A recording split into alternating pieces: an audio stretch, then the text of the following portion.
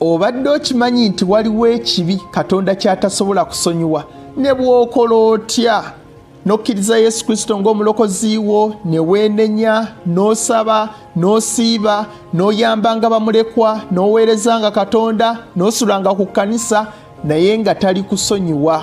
Abamu bagamba okwetta kubanga obeera tufunye mukisa gwa kwenenya. Abalala kasita okola ekibi n'okiddamu kaba kaweddemu. Abalala kasita ovuma Omwoyo Omutukuvu. Abalala Omwoyo Omutukuvu kasita gamba okukola ekintu n'ogaana kaba kaweddemu.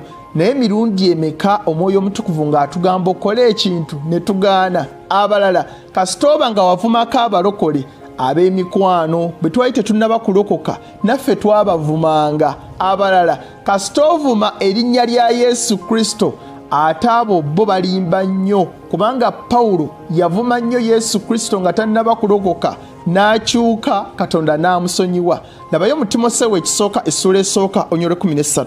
Pawulo agamba bw'ati, even though I used to blaspheme the name of Christ, yadde navoolanga erinnya lya Yesu in my insolence, mu mpisa zange enkyamu, I persecuted his people, nayigganyanga abantu be, but God had mercy on me because I did it in ignorance. Naye Katonda yansaasira kubanga nakikolanga mbutamanya, ekitegeeza n'okuvvoola Yesu Kristo kusonyiibwa. Kati ekibi ekyo tukisanga mu Matayo essula ye 12 onyolwa 31. Lugamba luti, kyenva mbagamba nti abantu balisonyiibwa buli kibi n'ekyokuvvoola, buli kibi kyonna, okwetta, okwenda, okubba, okukola ekibi n'okiddamu, byonna bisonyiibwa. N'agenda mu maaso, naye okuvvoola Omwoyo tekulisonyiika.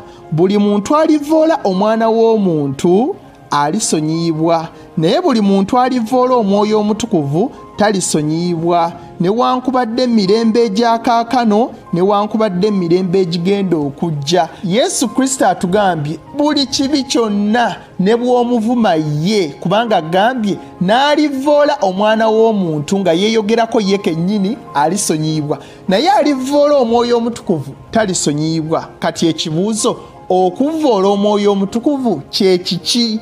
Kye tugenda okuddamu olwaleero. Babuuzaako mwenna mikwano gyange, amanya gange nze Lukomwa Jonathan.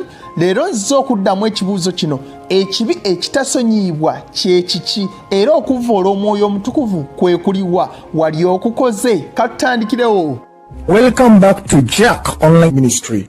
Okutegeera obulungi ekibi Yesu Kristo kye yali ayogerako, olina okusoma Matayo essula ye 12 yonna. Katugenda kufuna ebibuuzo 4 bituyambeko okutegeera ekibi Yesu Kristo kye yali ayogerako. Ansa zonna twagala ozijja wano mu Matayo essula ye 12 kubanga Yesu we yakyogerera. Kati ng'ekibuuzo ekisooka, bantu kika ki abasobola okukola ekibi ekyo?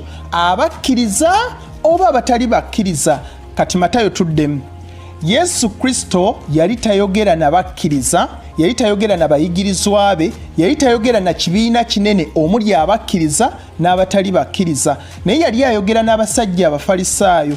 Abafalisaayo be bantu abaali bakkiririza mu ndagaano enkadde, mateeka ga Musa. Baali baagaana okukkiriza Yesu Kristo ng'omulokozi waabwe, ng'omwana wa Katonda, obanga balwanyisa emirimu gya Yesu Kristo. Mu lunyiriri olwokubiri baali bavunaana Yesu lwaki abayigirizwa abo bamenya etteeka lya Ssabbiiti, bagenze mu nnimiro balya ku lunaku lwa Ssabbiiti.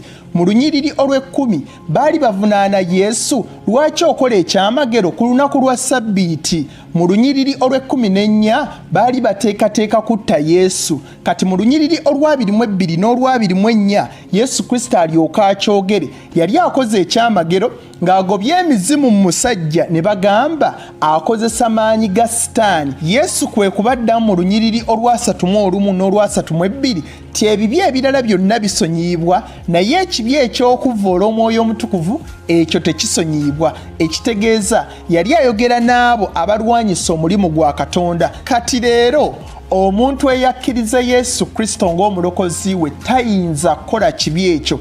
Bali tebaali bakkiriza, baali bagamba amaanyi gakozesa ga Sitaani era nga baagaana omukkiriza ng'omwana wa Katonda. Kati gwe yamukkiriza ng'omwana wa Katonda oli safe. Ekibuuzo ekyokubiri, ekibi ekitasonyiibwa kye kiriwa? ye abafalisaayo baali bakoze kibi ki kyennyini nnyini. Katuddeyo mu Matayo essula 12 okuva ku nnyo 22. Awo ne baleeta omuntu aliko dayimooni ng'azibye n'amaaso n'omumwa n'amuwonya. Oyo yali azibye omumwa n'ayogera n'alaba. Ebibiina ne bisamaalirira byonna ne byogera nti ono ye mwana wa Dawudi. Kano kawulirize bulungi. Naye abafalisaayo bwe baawulira ne boogera nti oyo tagoba dayimooni wabula ku bwa Beelzebuli. Beelzebuli ye Sitaani, omukulu wa dayimooni. Bagamba nti amaanyi Yesu Kristo g'akozesa si ga Katonda wabula ga Sitaani. Baakola ebibi bibiri. Ekibi ekisooka baali bawabya ekibiina. Abantu abaali batandise okukkiriza Yesu Kristo nti ye muzzukulu wa Dawudi, ye mulindwa, ye mununuzi, kati babawabya. Babagamba nti si ye. Ekibi ekyokubiri baddira amaanyi ga Katonda ne bagawa Sitaani nti Sitaani yabikoze. Yesu n'alyoka abaddamu mu lunyiriri olwasatu, omuntu atabeera nange mulabe wange, era omuntu atakuŋŋaanyiza wamu nange asaasaanya. Oyo ataleeta gye ndi asaasaanya busaasaanya. Awo Yesu ne yeeyongerayo mu lunyiriri olwasatu mu olumu, kyenva mbagamba nti abantu balisonyiyibwa buli kibi n'ekyokuvvoola, naye okuvvoola omwoyo tekulisonyiika. Buli muntu alivvoola omwana w'omuntu alisonyiyibwa, naye buli muntu alivvoola omwoyo omutukuvu talisonyiyibwa, newankubadde mu mirembe egya kaakano newankubadde mu mirembe egigenda okujja. Kati olaba Yesu gy'akijje agambye, mwe abafalisaayo abatakuŋŋaanyiza gye ndi, abaleetera abantu okunjeemera, temulisonyiyibwa. Kati ekibi eky'okuvvoola omwoyo omutukuvu tekikoma butakkiriza Yesu Kristo ng'omulokozi wo kyokka, naye okulwanyisa omulimu gwa Katonda, ekyo kye kisooka. Ekyokubiri, okutunuulira Yesu Kristo maaso ku maaso n'olaba emirimu gy'akoze n'ogiwa Setaani. Ekibuuzo ekyokusatu, ekibi ekyo kisobola okukolebwa omulembe guno? Nedda, tekisoboka. Katulabe Yesu Kristo kye yayogera, olunyiriri olwasatu mu 2. Buli muntu alivvoola omwana w'omuntu alisonyiyibwa, naye buli muntu alivvoola omwoyo omutukuvu talisonyiyibwa. Newankubadde mu mirembe egya kaakano, mu biseera Yesu Kristo nga waali mu kaseera ako, mu biseera by'Abamatayo, newankubadde mu mirembe egigenda okujja, oba in the later days. Katulina ebiseera bya mirundi esatu, ng'ekiseera ekisooka kyekyebiseera Yesu Kristo ng'akyali mu mubiri guno, nga tannaba kufa, kuzuukira, kugenda mu ggulu. Byebiseera ebyakaakano bye yali ayogerako. Kane wabeerawo ekiseera ekyaddako ng'amaze okugenda, kino kye tulimu olwaleero nga tannaba kukomawo, ekyo tekyogerwako. Kati ebiseera ebigenda okujja mu maaso byayogerako ng'amaze okukomawo. Mu kubikkulirwa essula 13 onnyo lw'omukaaga, waliwo omusajja ajja okuyimuka gwe bayita Antichrist, ajja okuvvoola Yesu Kristo. Okuvvoola omwoyo omutukuvu kwe kutunuulira Yesu Kristo mu maaso n'olaba omulimu gw'akoze n'oguwa Sitaani. Kati abajja okulaba Yesu Kristo ng'akomyewo mu biseera biri bajja muvvoola, abo batajja mukkiriza. Ng'Abafalisaayo kye baali bakola, kubanga baali badayivaatinga oba nga babuza ekibiina. Tulina ennyiriri nnyingi nnyo eziraga nti buli kibi kyonna kisonyiyibwa, okugeza Zabbuli essula 13 onnyi lwa 3, Yokaana ekisooka essula esooka onnyi lwa 9, Isaaya essula 43 onnyi lwa 25, Ebikola by'Abatume essula 3 onnyi lwa 19, Bebulaniya essula 10 onnyi lwa 17, Abaluumi essula 5 onnyi lwa 2, Abaluumi essula 6 olunyiriri olwa 23, Timoseewo ekisooka essula esooka olunyiriri olw'15. Naye katusomeyoko olunyiriri lumu lwokka, Yokaana ekisooka essula esooka onnyi lwa 9.